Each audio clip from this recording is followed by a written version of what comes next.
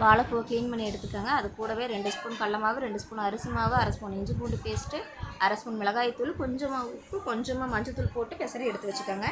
இன்னொரு வானலில் 4 வரமிளகா, 2 ஸ்பூன் மல்லி, 1/2 ஸ்பூன் மிளகு சேர்த்து வறுத்து அதையும் தனியாக எடுத்து வச்சுக்கோங்க. பூண்டு, சின்ன வெங்காயம், ஜீரகம், 2 தக்காளி, கொஞ்சமாக ஒரு 2 லீஃப் அளவுக்கு கருவேப்பிலை தழை போட்டு வணக்கிட்டு இறக்குற டைமில் ஒரு மூடி தேங்காவை அது கூட போட்டு வணக்கி எடுத்து வச்சுக்கோங்க. நம்ம மசாலா பெரட்டி வச்சோம்ல அதை பொரித்து எடுத்து வச்சுக்கோங்க.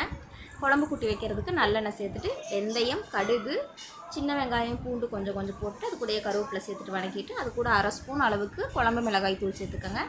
நம்ம ஆல்ரெடி வணக்கி வச்சுருக்கோம்ல அது எல்லாத்தையுமே அரைச்சி பேஸ்ட்டாக்கி இதில் ஊற்றிட்டு தேவையான அளவு உப்பு, புளி கரைசல் வந்துட்டு உங்களுக்கு எந்த அளவுக்கு தேவைப்படுதோ அந்த அளவுக்கு குழம்புக்கு ஏற்ற மாதிரி போட்டுட்டு அது நல்லா பச்சை வாடை போனதுக்கப்புறமேட்டுக்கு நம்ம பொரிச்சு வச்சுருக்கோம்ல அதை சேர்த்திட்டு ஒரு 5 நிமிஷம் விட்டுட்டு இறக்கிடுங்க. ட்ரை பண்ணி பாருங்கள். உங்களுக்கு பிடிச்சதுன்னா லைக் பண்ணுங்கள், ஷேர் பண்ணுங்கள், சப்ஸ்கிரைப் பண்ணுங்கள். தேங்க்யூ.